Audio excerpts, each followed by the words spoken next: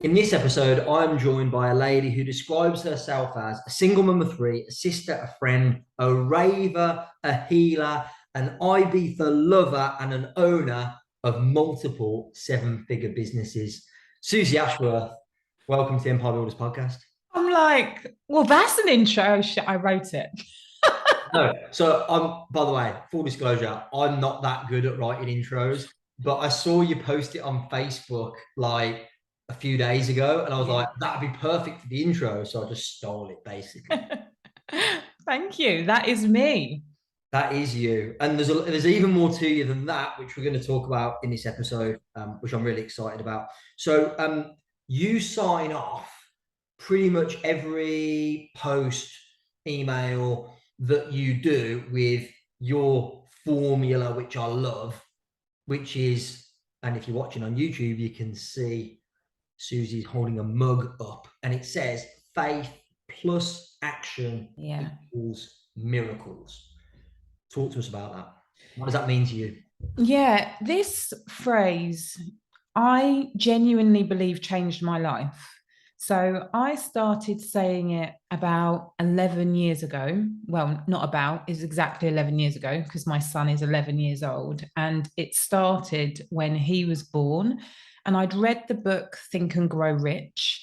And Napoleon Hill talks about the fact that his child was born deaf, but him and his wife decided that they were not going to adhere to all of the usual standards and expectations, and that their son was going to hear. So, to all intents and purposes, they spoke to him, they treated him like he had hearing. And to cut a long story short, it ends up with him being a very accomplished young man and being able to hear.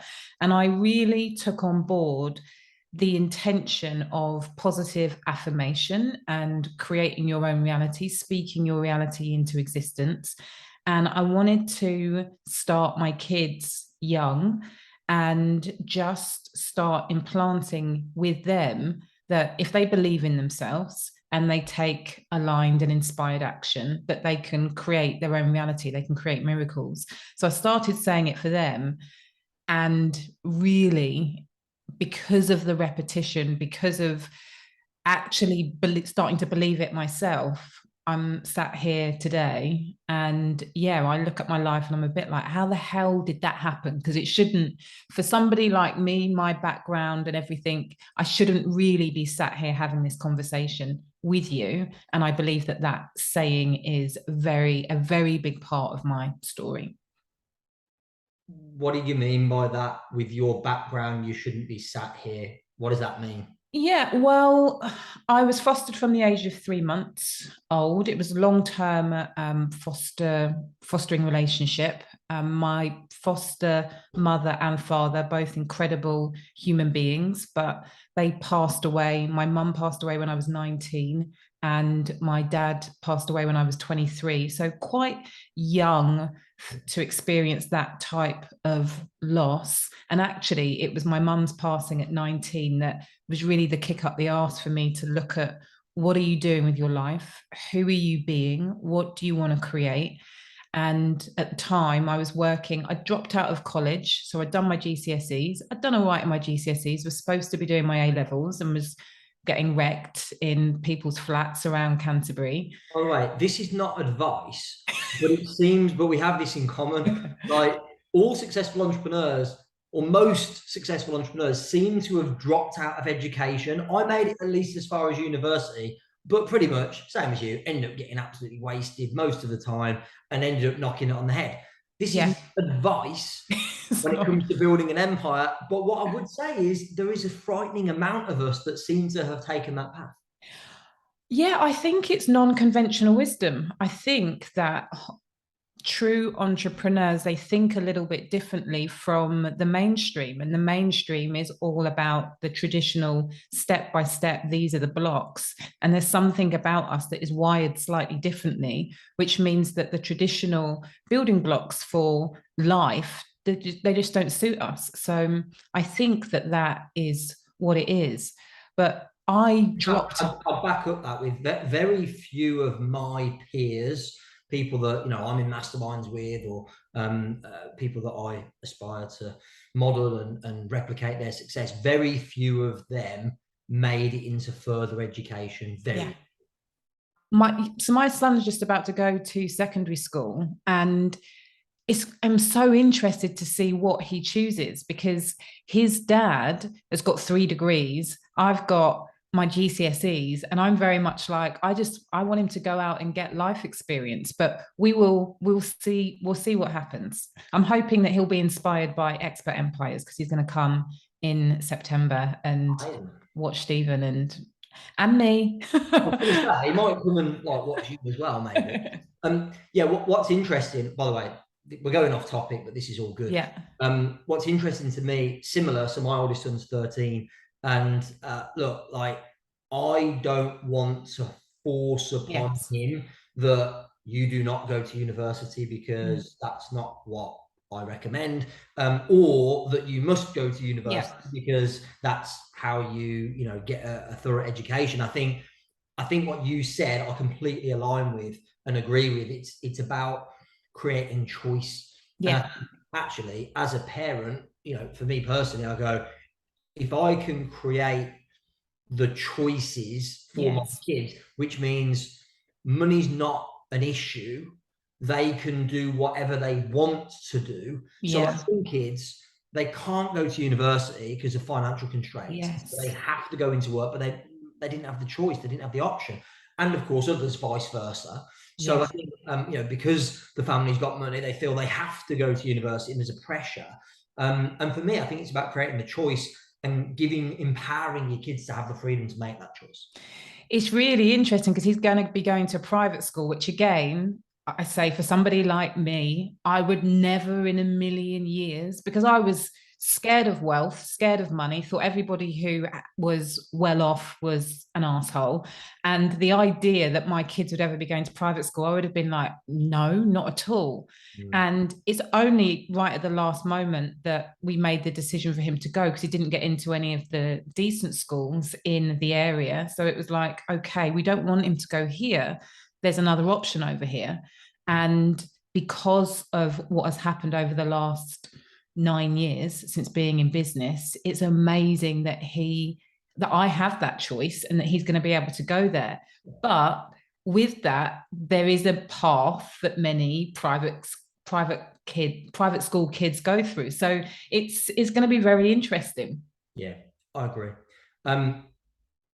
We started with, what did you mean by you shouldn't be here, given your background and upbringing? And then we went off on a tangent. I think it was a good one. But yeah, continue. Like, what did you mean by you shouldn't be here? So dropping out of school, you know, I worked in pizza restaurants. I was a professional waitress. I worked in every pizza restaurant in Canterbury. And at that point in my life, my aspiration was to be the manager of Pizza Hut. And I was so put out when I applied to be the supervisor, and they said that they didn't think that I was supervisor material. It was like my life had crumbled. And then my mum passed away, and it was like, is this really what you want? And the answer was, I'm not sure actually what I want, but I know that, one, I need to be a better person, because I wasn't there for her when she passed away. I mean, I was 19, but there was a huge amount of guilt and shame that I didn't support her in the way that she had supported me. And I just knew that I wasn't going to find the answer in, do you want deep pan or stuffed crust? So actually, that was when I went to Ibiza for the first time. And I say that island changed my life, because I met people outside of my city, and they were doing the summer in Ibiza, and then they were going to Thailand and India in the winter. And I was like, what? People can do, like, you're doing that? And that started me on my path. I did the summer in Ibiza, and then I came back to England for a couple of months, and then I went and did the winter in Thailand, and ended up being away for 4 years. I learned sales, I learned friendship, I learned getting wrecked more, and it set me on a path. But the big thing was, I learned sales. And that really, I came back, lived in London, worked in media, and yeah, the rest is history. Amazing. And, you know, I think we're very aligned on this. I believe that sales is probably the most valuable skill you can learn in business, at least when you're starting, because it's, for me, it gives you a massive advantage if you've got the ability to communicate in a way that, you know, doesn't like force people to do something they don't want to do, but presents a product or a service in a way that is compelling and therefore causes people to make a positive decision. You talk a lot, actually, before we go there, you got into hypnobirthing. How did that happen? It was the kids. You know, I was working at the Guardian newspaper at the time I got pregnant with Caesar. And I was not a crunchy mum. I was not into holistic. I was like nails, champagne, go to the club. Like that was my vibe, but also very much a control freak. And so when I was looking at my options, I knew immediately that I did not want to have a medicalized birth. I did not want lots of people involved if I could help it. And so I did a little bit of research. I found this thing called hypnobirthing, and I decided that I was going to have a home water birth. And I did. And it was an incredible experience. It wasn't all easy, but it was an incredible experience. And I ended up going on to have the other two at home. And it was when I got pregnant with Coco. I decided that I needed, well, with Caesar, as soon as I got pregnant, I was like, I want to be able to say to him that you can do anything that you want to in the world. And again, I looked at my life and I asked myself, are you doing anything? Are you doing the thing that you want to be doing? And I just thought, I don't want to be the CEO of The Guardian. Like, I'm here, it's fun, it's okay, but this isn't anything. And so I knew that I needed to shift what I was doing in order to be able to say that authentically to him. Got pregnant again, had Coco, and was like, if you don't do it now, you're never going to do it. So I started when she was a month old, I started retraining as a hypnotherapist, a psychotherapist, and a hypnobirthing practitioner. And the hypnobirthing piece was the thing that I enjoyed the most and was most passionate about. So I decided to make a business out of it. Amazing. And the Calm Birth School went on to be very successful. I believe you sold that business to somebody that we both know, and it still runs successfully to this day.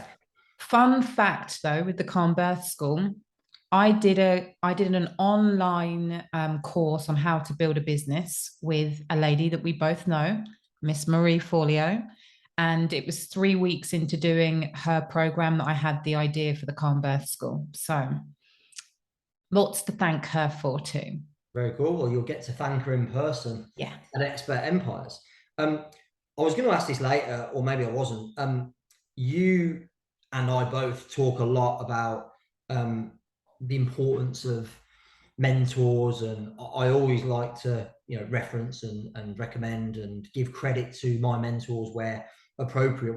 And as you just did with Marie, why do you think mentorship, being part of masterminds is so important? Because I know that you and I, between us, have invested an eye-watering sum of money over the last, well, for me, it'd probably be, you know, if I took into consideration what my mum invested in my development when I was a teenager, you know, it's probably mid six figures, easy. And I suspect yours isn't a million miles away from that. Why do you think it's so important?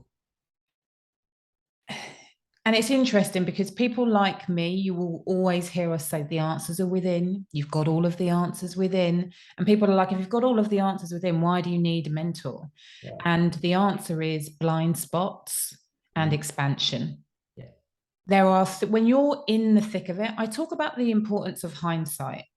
And so when you are in the middle of whatever it is, whether it's great or whether it's negative, it's difficult for you to be able to sometimes it's difficult for you to be able to see the bigger picture.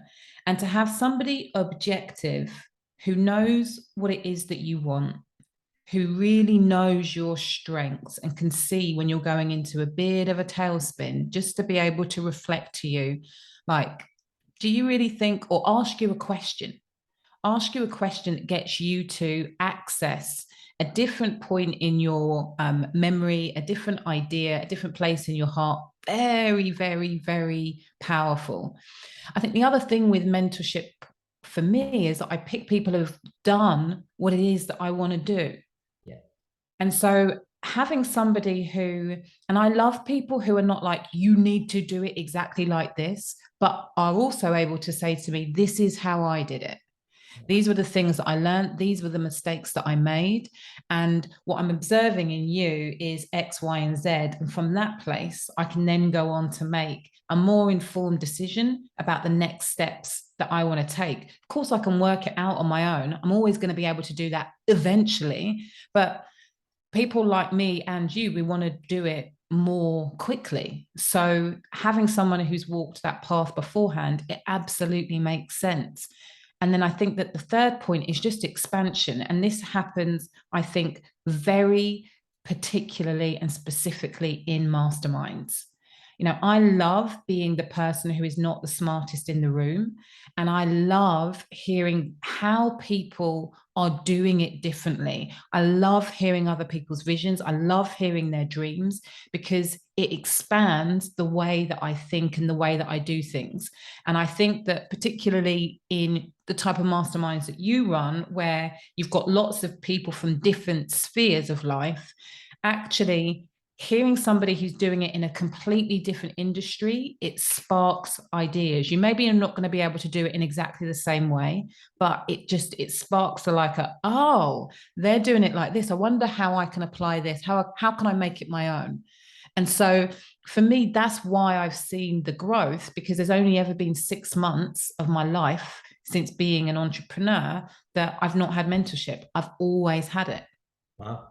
Yeah, I mean, I completely concur with everything you just said. You know that I've had many coaches. A coach that I work with now, I've been working with him for a few years. Yeah. And what I find fascinating is often in our sessions, as amazing as he is, I find myself self-coaching, if you like, coming to my own conclusions as I'm talking things Yeah. through.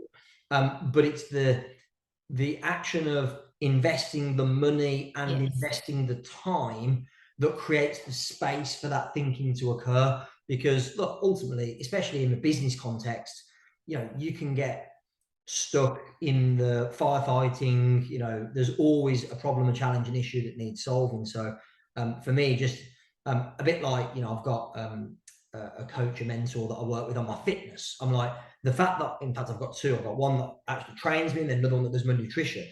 Just the fact that I've paid for the nutrition advice means I'm more likely to follow it. Yes.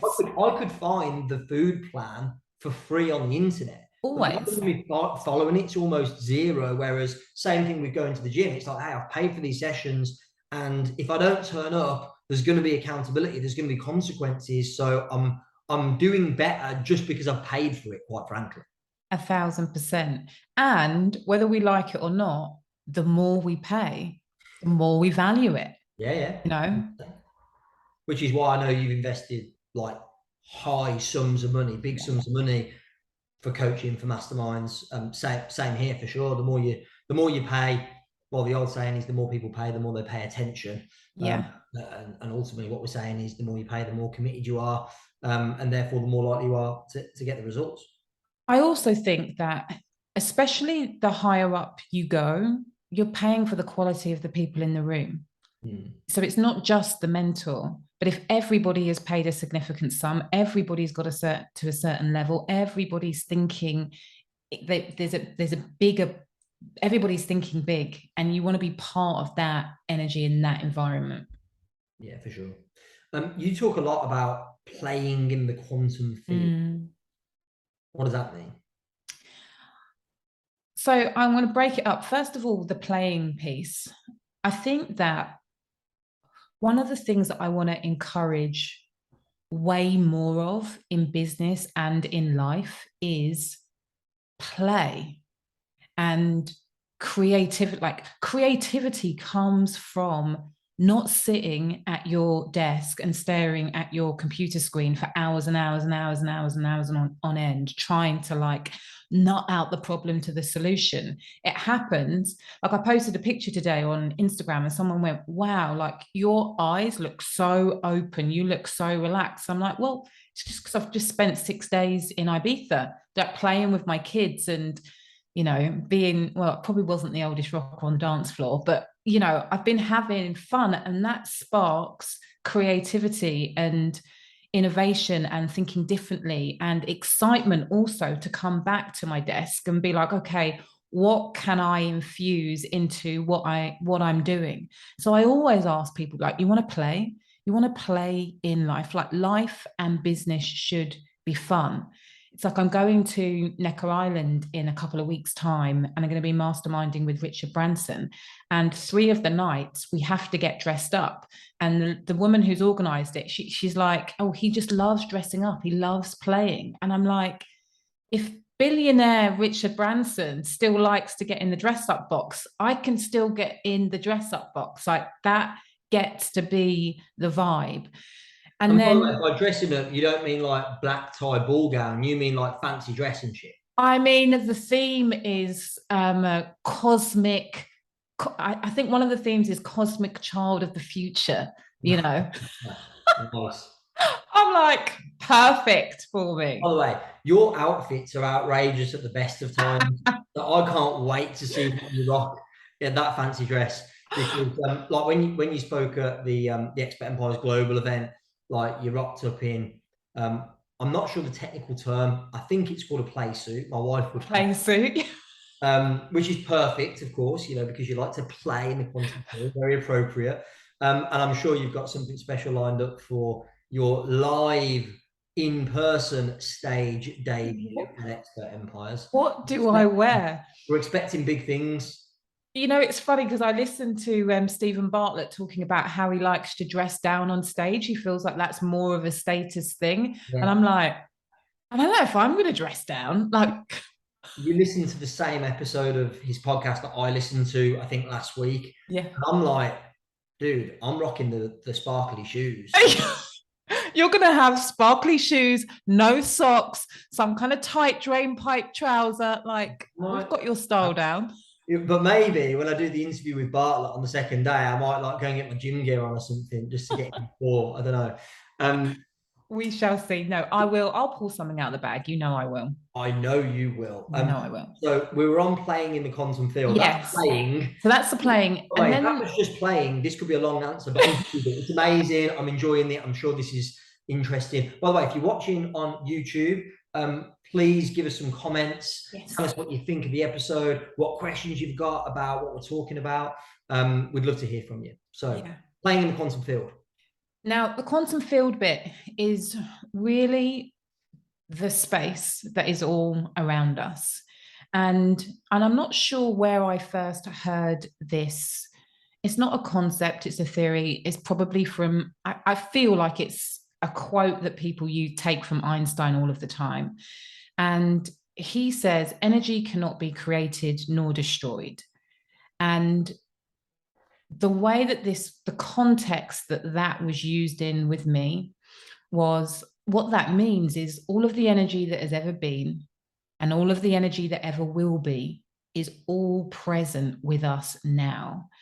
And that in itself blew my mind, because my mind then went to, that means that every thought that has ever happened, because thoughts are just energy, every thought that's ever happened and every thought that is going to happen is all present with us now. And I was like, like, what does that get to mean? So for somebody like me who teaches on conscious co-creation and how we can more effectively create the reality that we want to live in, what that means, without going into parallel universes and parallel dimensions, but every thought or every version of ourselves, everything that we can think of for ourselves is already in existence. And that for me was like, okay, that is really, really exciting. Really, like the future version of me. All I need to be able to do is imagine the future version of myself. That's the first part. The second piece, and I try not to get too scientific because I'm not a scientist, but there is another theory called the observer effect, where you can have a waveform, which basically means infinite possibilities. It can be anything when it's a wave, but as soon as you look at it, it becomes a particle, it becomes something specific.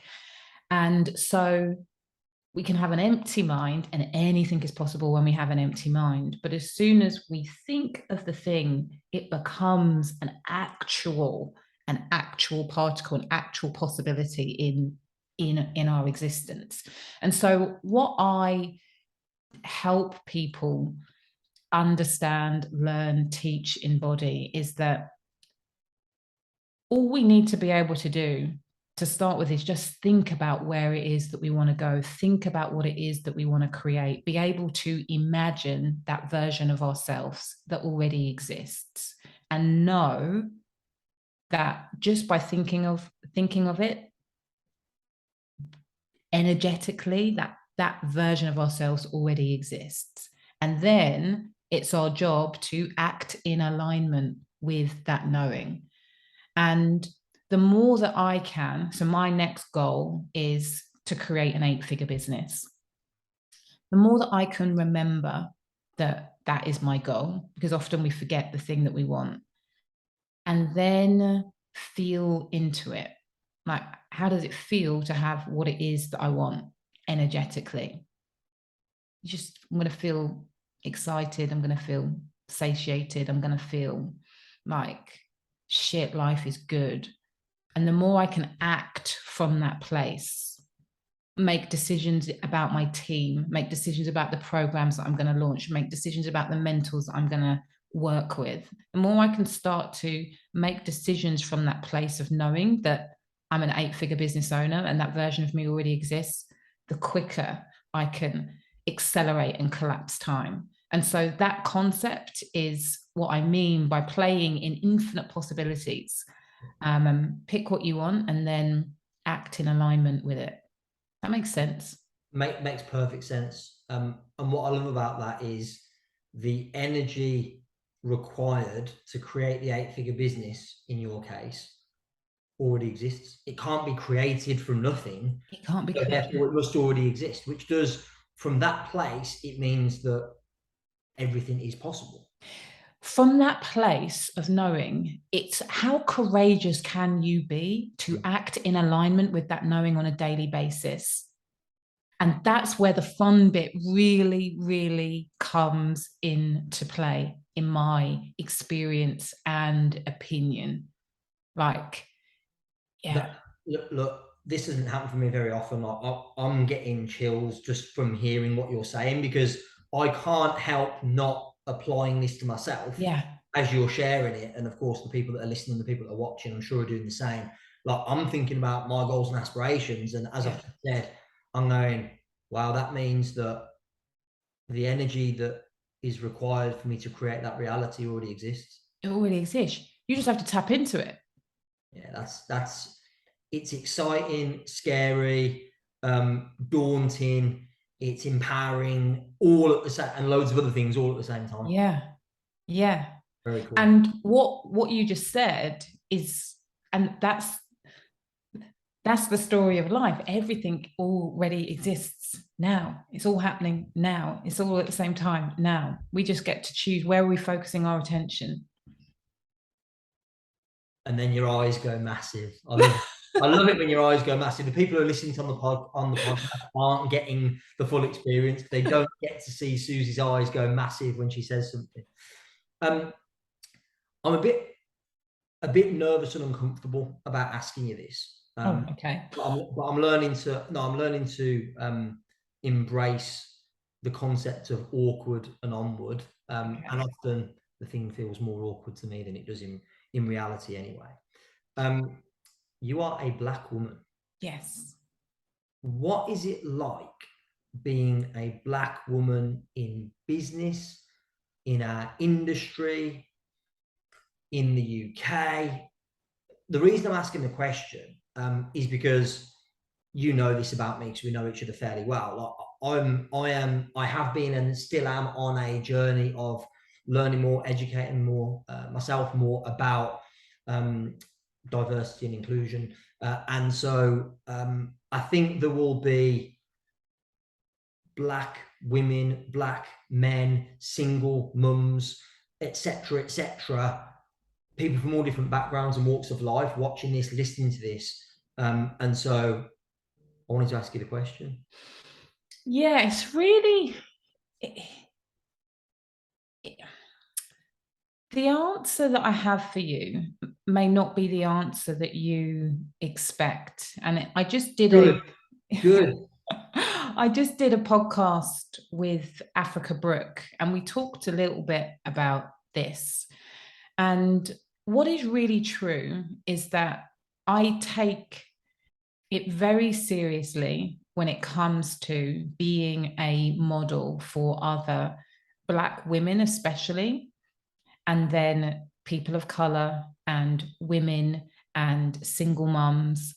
Like, I take it very I take it very seriously that I have a responsibility to be very successful.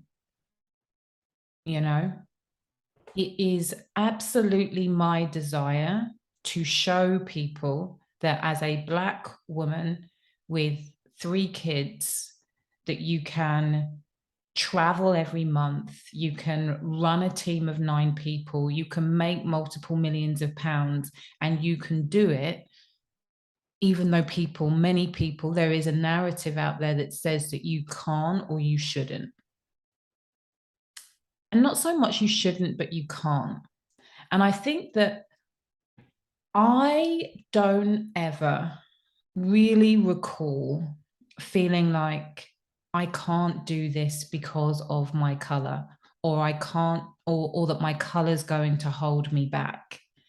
And I think that part of that is because of the fact that my experience, because I was fostered with white foster parents, and because I wasn't brought up in inner city London, and because I didn't have much of my extended family around me, that story of you have to work twice as hard to get half as far, that wasn't the narrative that I had been given. Now, I'm not saying that that narrative isn't true or doesn't exist. Well, what it does beg the question, and by the way, I'm aware as I'm having this conversation, I'm a white man and I don't understand.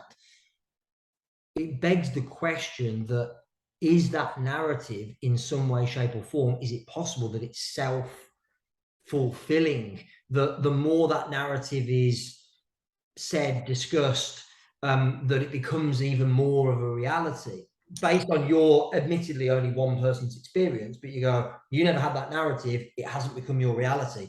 Do you think if we just stop having that narrative that it might actually help the situation? I don't know. I think that, so yes, and the and is massive. You would need every single individual to not have that story. Yeah. So, and again, this is like a much bigger conversation around the nature of reality. You know, I was reading a book the other day that said if everybody decided that the moon didn't exist, we wouldn't see the moon in the sky. But the collective consciousness determines the fact that the moon is there. And again, that blew my mind. The context in that case, you go, we're never going to know. Like, admit straight away, you say that, and I go, well, that's ridiculous because it's there. But I go, but we're never going to be able to test the theory. So maybe it is true. We don't know. We can never prove it.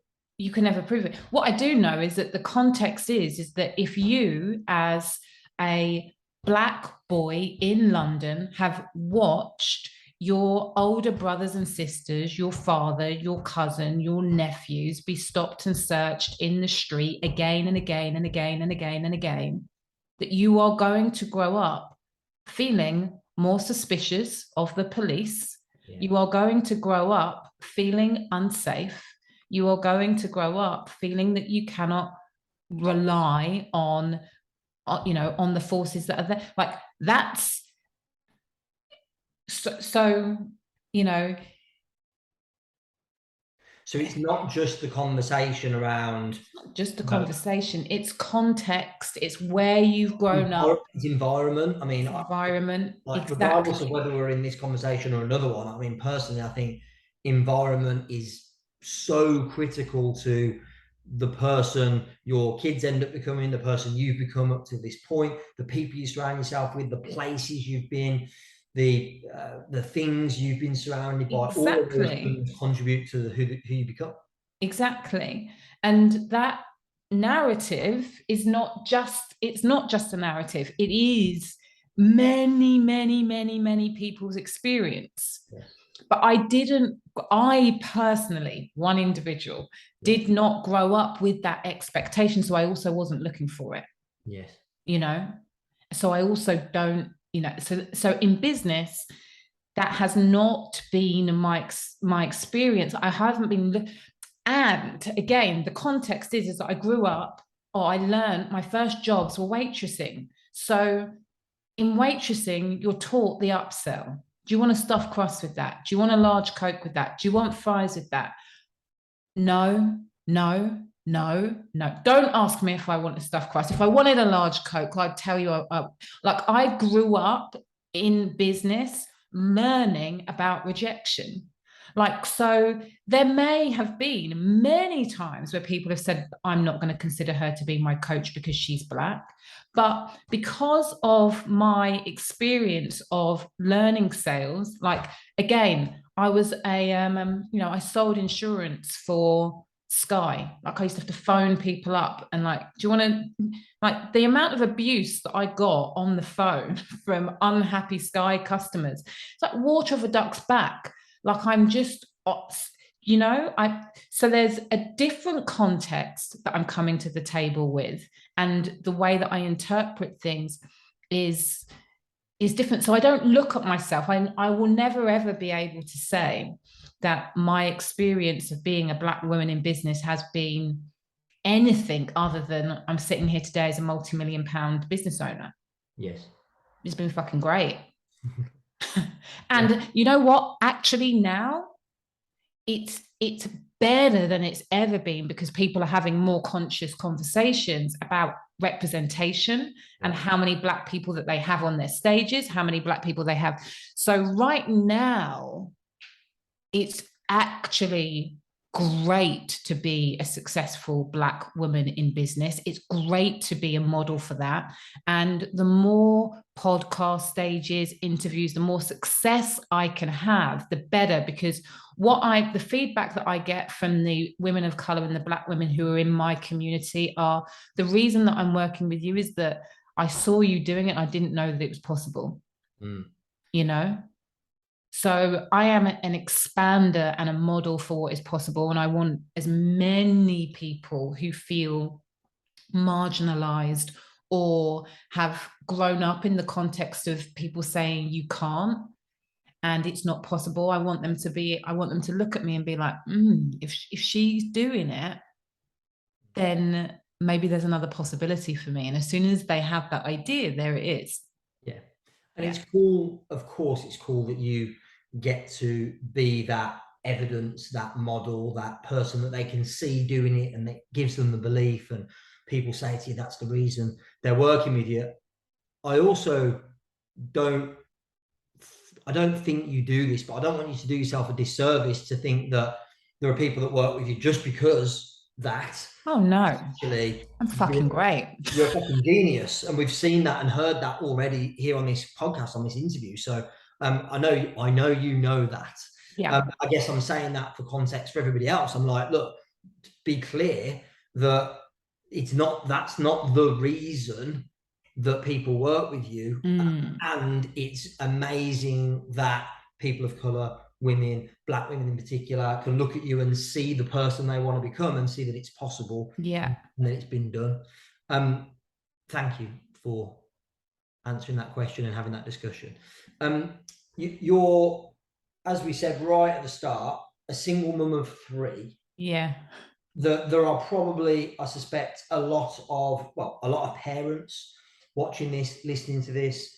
I'm sure many single parents watching this, listening to this. It's hard enough. I am not a single parent, and it's hard enough juggling being a parent and being a business owner. How have you found that journey? How have you found that dynamic of being a single mum of three and being a multi-seven-figure entrepreneur? I think that, so I've been separated at time of recording for 2 years. And I think that the first year, what was really incredible is that I built the business to a place that I felt really supported by the business. So that meant that I could be less forward facing and more internally facing. I could be there for myself and I could be there for my kids. And that's really my hope for anybody who is going through a separation, that you have a business that is able to support you. And what I mean by that is that you have residual income coming in. You don't have to be launching all the time. You don't have to be selling all of the time, and you've still got money coming in. And because of that, it also meant that I was able to get help. And so having somebody external who actually works for me and my ex, who works between our two houses, that has been such a game changer. And I think that prior to being in this situation, I was somebody who prided themselves on doing all of the things, holding all of the things, and, just control freak.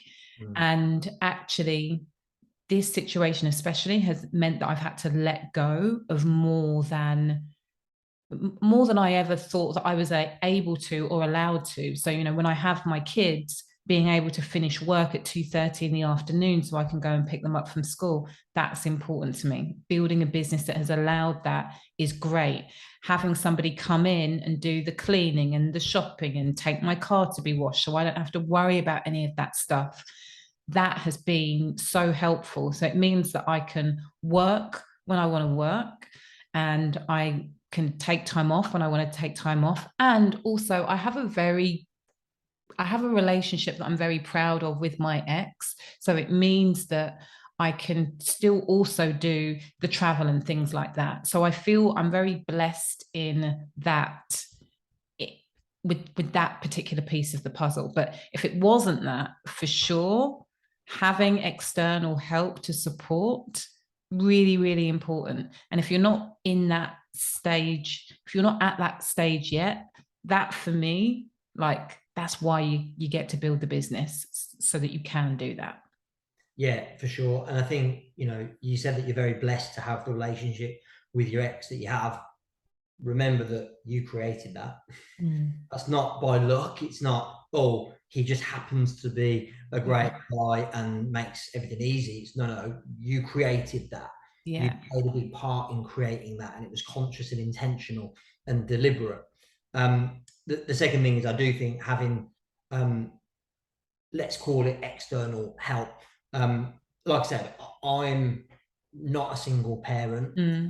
However, I was raised by a single parent, and so I spent pretty much my entire childhood with a single mother as my parent, and her version of that was my grandparents. Yeah. So it was having, I'm speaking more from kids' perspective than parents' perspective, but having, I think, like some form of constant and consistency. And for you, it's the person that works between the two homes, and for me, it was my grandparents. I think that's really important for kids.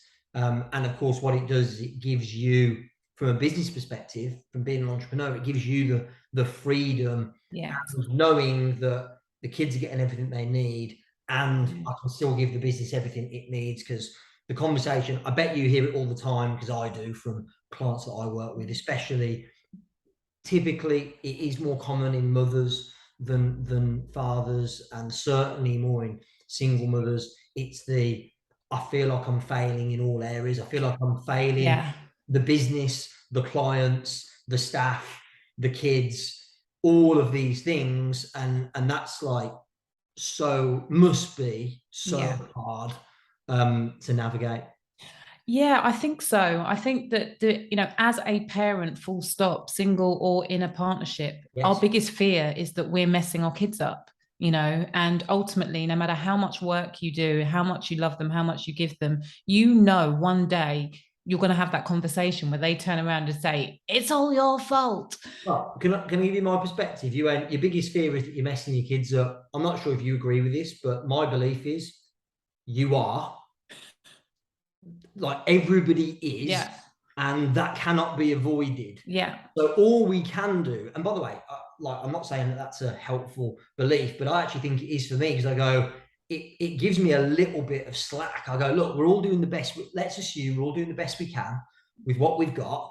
And so, look, we are all passing on habits and patterns to our kids, and they'll pass patterns and habits on to their kids, and that's just the nature of humanity. But I think having that belief that, yeah, you are going to screw your kids up, it probably doesn't feel great, but equally, I believe it's true. What do you think? I believe that our kids are our biggest teachers. So, one of the more kind of woo things that I believe is that our kids pick us as parents. And so that means that they pick they pick all of the good things and they pick all of the flaws, and they pick us, one, so that they can help us learn, but also for their own journey and their own path. It's not our job to stop them from experiencing all pain and all negativity. It's our job to help them learn how to navigate that in the best possible way. And they'll do that partly by just observing us and how we do it, and partly by making their own mistakes and going, Mom, Dad, help, and that's it. It's all of the experience. I think that people think, particularly in all areas of our lives, if we do the right thing, if we're a good person, then only good things are going to happen. And actually, I think the most successful people I know are masters at navigating the challenges as well as enjoying the good stuff. And it's really understanding that all of it is required in order for us to have a full life. And it's exactly the same with parenting. Yeah, it's I agree completely, and it's so hard as a Hard. parent to accept that your kids are going to experience pain, Yeah. hurt, um, physically, emotionally, and you go, it feels like my job is to prevent that. Yeah. And the most painful thing, as you know, as a parent, and any other parent will know, is seeing them in pain. Like, you'd much rather take the pain on yourself, much rather. And I never understood that until I became a parent, of course. I observed how my mum parented and went, well, like, she's crazy. Like, she's constantly trying to prevent me from hurting myself or making a mistake. She's crazy, woman. And then I Yeah. repeated the exact same behavior, of course. But I think, yeah, it's the hardest thing as a parent, but I completely agree. And I would also concur that, like, when you look at people who have achieved success in any area, not just business, it's because they've managed to learn to navigate the mental and emotional challenges that come with pain, rejection, failure, Yeah. all of those experiences which we're inevitably going to have. Yes, it's resilience, Yeah. And people now, they want to avoid learning the skill of resilience. They just want it all to be amazing. And if it's not amazing, they're worried about, what am I doing wrong? And it's like, no, you're just living life. This is the experience. There are ups, there are downs. How do you navigate the downs? Yeah, what I find fascinating in, let's call it our industry, but the industry of personal development, self-improvement, being an expert in business, health, whatever it might be, is that it seems to me that very few, if any, people actually want to learn what you just said. I know. Like, and by the way, you're a great marketer. I'd like to think I'm a pretty good marketer. And neither of us would ever recommend to somebody, you should market resilience, because no one wants it. So No one wants it. how do we solve this conundrum? Because like you could create a program on resilience. I could create a program on resilience. And by the way, it'd be a great program and people would benefit, and I'm sure people would buy it based on our profile and the audience we've already built. But I'm not going to do that because it's not as marketable and sellable as a lot of the other programs that I've created and that you might run.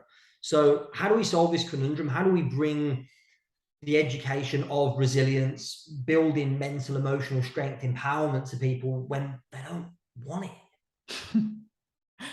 I love the fact that you've just asked this question. What it's actually making me remember and think about is when I launched a program called The Gateway. So up until 2 years ago, I was very much more focused on the business strategy side of things. And I love strategy. I love it. I love it. I love it. And what I know to be true, which actually what I learned in hypnobirthing, is that the energetic alignment and how a person feels and their emotional intelligence and their resilience and all of those pieces that do not come in a blueprint for, all of those things will determine how successful a person is, not just financially, although we want the financial success, but overall as a human being. And I remember when it came to the marketing of that, and it was a conversation that I had with you, and I was like, well, we can help this. And you were like, what did you say? You said, say, I'm not going to help you become a TEDx talker and six figures. And you said, say all of the things that people want and say, I'm not going to tell you that you can get any of that, but I'm going to say that all of it's available if you can just learn this. And I thought that that was a genius way to approach selling, selling the outcome. And actually that is always it. It's nobody cares about the process, but everybody cares about what it is that they actually want. So I think that if you can get very, very clear on what people desire. So I help, people make multiple 6 and 7 figures in their business. I help people. And so if I just wanted to market that piece, I mean, you need to fill it out a little bit, but that's what I would focus on. And then it's my process. Yeah. You want to come and experience the Suzy process. And I'll tell you that I'm not going to give you a step 1 is go on your Instagram live every single day and say X, Y, and Z. And people at the beginning stages of their business, I know that they want that. I think also what is true is that once you reach a certain level of success financially, you understand that there's more. Yeah. And then people are available for a bigger conversation. And I would say that that's how my business has massively shifted over the last few years, going from giving people what they want at those very early stages of templates and blueprints to having a bigger conversation about what more gets to mean. And that means having a conversation that most people aren't having. It's interesting. I'd completely forgotten that we'd had that conversation about the program, The Gateway. But when you just shared it, it reminded me of the conversation, and because I remember thinking to myself, don't fucking sell that, Suze. How the hell are we gonna? But like, look, you're coming to me and asking me for advice, so I've got to come up with something, right? Now, fortunately, my intuition is fairly good. And so I'm like, conscious mind is going, this is a fucking terrible idea. No one's going to buy this shit. And I'm going, okay. So shut up, conscious mind, for a second. Genius, intuition. Yes. How might we explain this program in a way that gets people's attention? And I went, well, the only way to do it is to do the opposite of what everyone else does. That was the only way I could come up with. I went, it's got to be like, we have to look at being disruptive here and saying all the things like, I'm not promising. Yeah. Everyone else promises. I'm not promising 6 figures or a TEDx talk or whatever it is. Yeah. Normal promises. I'm not promising any of those things. That message straight away people go, oh, this is different. Yeah. And then you go, but what I can say is all of it's available. And I'm like, that's nice. So yeah, it was probably one of my stronger moments or ideas over the years. And actually, what's funny is because that was a couple of years ago now, I think. And I've just written down what you said because I'm like, yeah, that's good. And I could probably use a similar approach somewhere in my business. It's funny how we come up with these brilliant ideas for other people's businesses. It's so much easier to come up with these concepts and ideas and advise others, and so much harder to do it in our own business. Because you're so close to it. Yeah. And it's why, to come back, and I know we're banging the drum, it's why mentors, masterminds, coaches are so valuable and so important, because you can't see from the inside. It's really difficult to see what people can see from the outside. Suzy Ashworth, first of all, you are amazing. I know you know that, but you are amazing. And I can honestly say, we're well over 100 episodes. I don't even know what episode we're on of this podcast, and this is up there. This episode is up there. This is one of the episodes. Like, I'm putting it up there. We're in my top 5 of all time. Oh, nice. It is very, very good.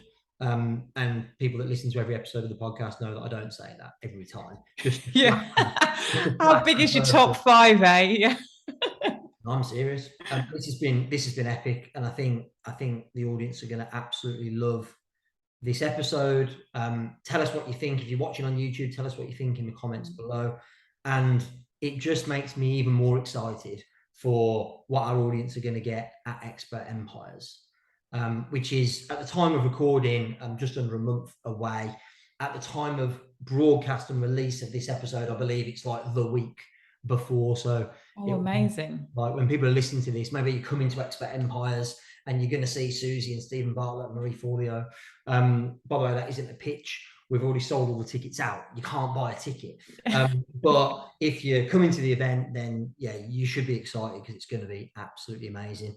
I'm so excited to hear and see what you've got in store for us, and what you're going to rock on stage. I'm excited to see what outfit you've got for our audience, because I know it's going to be special. Oh, it won't be chainmail. That's all I'm saying. It won't be chainmail. Okay. Fine. I'm sure it will be stunning and different. I'd expect different from you. Amazing. Suzy, thanks so much. Thanks everyone for tuning in. Subscribe if you're watching on YouTube. Comments below. Just DM me on Instagram. Tell me what you think. And Suzy, if somebody wants to find out more about, I know you've got numerous programs that you offer. If somebody wants to learn more about you and about how they can learn more from you, where do they go? What's the best place? The best places are my website, suzyashworth.com, and Instagram, Suzy_Ashworth. I would normally direct people to the podcast, but we've got something new happening. So I don't want to spoil the surprise, but you can check out the old podcast and we'll redirect you to the Limitless Life Experience is where to go right now. And I would ask what the new one's going to be called, but you're not going to tell me. Secret. Maybe you'll tell me after we've finished. I promise I won't include it in the broadcast. Suzy Ashworth, thanks so much, everybody, for tuning in. Thank you again. See you soon.